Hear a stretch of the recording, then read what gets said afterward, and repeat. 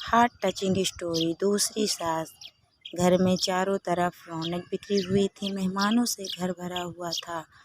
घर में सोमेश जी और सीमा जी के इकलौते बेटे राहुल की शादी जो थी। सोमेश जी एक सरकारी नौकरी में अच्छे पद पर नियुक्त थे। सीमा जी एक सभ्यंत परिवार की बहुत ही समझदार महिला थी, जो हर काम को बहुत ही अनुशासित ढंग से करती थी। उनकी इसी आदत की झलक उनके बेटे राहुल में आसानी से देखी जा सकती थी। राहुल की पत्नी सुभी का भी यही मानना था कि अनुशासन ही सफलता की पहली सीढ़ी है। धीरे धीरे शादी की सारी रीति रिवाजें खत्म हुई। मेहमानों से भरा हुआ घर धीरे धीरे खाली होने लगा। राहुल और सुभी ने भी हनीमून के लिए गोवा जाने का निश्चय किया था। शादी की रस्में पूरी करके दोनों अपने हनीमून के लिए रवाना हो गए। सीमा जी ने सभी रिश्तेदारों को बहुत अच्छे से विदा किया। कुछ दिनों में दोनों आ गए। सीमा जी अपनी बहू पर बली बली जाती थी, बेटे से ज़्यादा बहू का ध्यान रखती थी। सुभी भी सीमा जी के सम्मान में कोई कमी नहीं छोड़ती थी। धीरे धीरे राहुल की छुट्टियां खत्म हो रही थी। सीमा जी ने अपने हाथों से बेटे बहू के लिए मठरी, काजू, बेसन के लड्डू, मीठी बूंदी और राहुल की पसंद की चीज़ें बना कर पैक कर दी थी। दूर का सफ़र होने के कारण राहुल सुभी को साथ ही ले जा रहा था। उसने बेंगलोर में दूसरा घर भी किराए पर ले लिया था। भारी मन से सीमा जी ने बहू बेटे को विदा किया।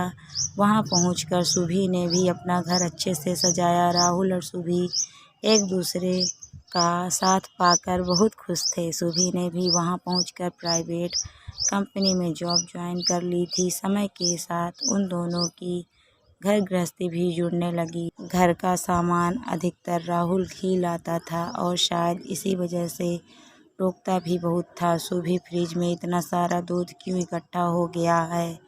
कल दूध वाले से मना कर दूंगा। नहीं राहुल, जरा सा ही तो ज़्यादा है। वो इसलिए क्योंकि मैं दही जमाऊंगी और अगर दूध वाले से मना कर दिया तो चाय भी नहीं बन पाएगी। ये बैगन अभी तक ख़त्म क्यों नहीं हुए? बस सब्जी मंगाने का शौक़ है। पता है कितनी महंगी आती है सब्जी? एक दिन राहुल चिल्लाते हुए बोला, अरे यार, तभी तो कहती हूँ कि एक हफ्ते की सब्जी मत लाया करो, कम लाया करो। सुभी बोली।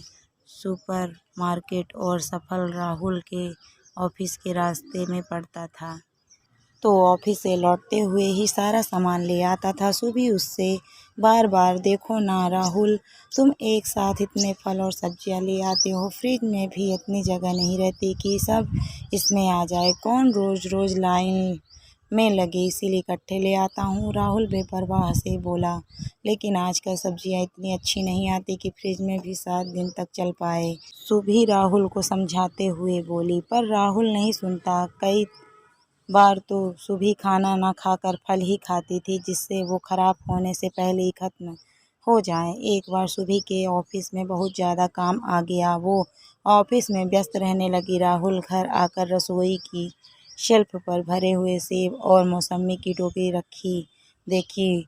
उनमें से कुछ फल सड़ रहे थे। उसका गुस्सा 7वें आसमान पर था। जैसे ही सुबह ऑफिस से आई तो वो फट पड़ा, बस सब्जी और फल मंगवाने का शौक़ है तुम्हें? देखो कितने फल टोकरी में सड़ रहे हैं, फ्री के आ रहे हैं क्या? पैसे कोई पेड़ पर नहीं उगते। राहुल बोला। वैसे ही काम के कारण सिर दर्द हो रहा था सुबह का। राहुल की कड़वी बातें वो सहन नहीं कर पाई और बिफर पड़ी। राहुल, मुझे भी पता है कि पैसे पेड़ पर नहीं उगते, मेहनत से कमाए जाते हैं, जैसे कि मैं भी कमा रही हूँ। तुमसे कितने बार कहा है कि फल और सब्जियां इकट्ठी मत लाया करो। अब आजकल की फल और सब्जियों में वो पुरानी वाली बात नहीं है। कितना भी संभाल कर रखें, रोज़ कुछ ना कुछ फ्रिज में भी खराब हो ही जाता है। और कितनी जिम्मेदारी मेरी है घर के प्रति, उतनी तुम्हारी भी हो। वो फल तुम भी काट सकते थे। अगर तुम घर को पूरी तरह से नहीं संभाल सकते तो मेरे घर संभालने पर क्यों मीन मेख निकालते हो? बीच बीच में इन सब बातों पर टोकना, लेडीज की व्यवस्था पर शक करना होता है। सुबह उसकी टोका टाकी की आदत से भरी पड़ी थी। आगे बोली, मेरी पहली सास तो बहुत ही अच्छी है। उन्होंने हमेशा मुझे समझा है। तुम तो मेरी दूसरी सास हो जो मेरी कमियां निकालते रहते हो। मौके की नज़ाकत को देखकर राहुल चुप रहा, कुछ भी ना बोला, क्योंकि बात तो काफ़ी हद तक सही थी जिसको वह सुभी के बताने पर महसूस कर पा रहा था। दोस्तों, कई बार घरों में देखा जाता है कि घर और ऑफिस की सारी जिम्मेदारी महिलाओं पर होती हैं। इन दोनों जिम्मेदारियों को निभाने के बावजूद महिलाओं को हर समय उनकी कमियां ही गिनाई जाती है। कभी भी उनको प्रोत्साहित नहीं किया जाता, उनके साथ जिम्मेदारियां बांटी नहीं जाती। महिलाएं भी आखिर इंसान हैं, उनका भी हृदय है जिसमें सुख और दुख की अनुभूति होती है, वह पत्थर नहीं है। इसीलिए उनको भी समझने की कोशिश करें, उनकी मदद करें। अगर वीडियो अच्छी लगी है तो वीडियो को लाइक करें, शेयर करें, कमेंट करें। Thank you for watching my video.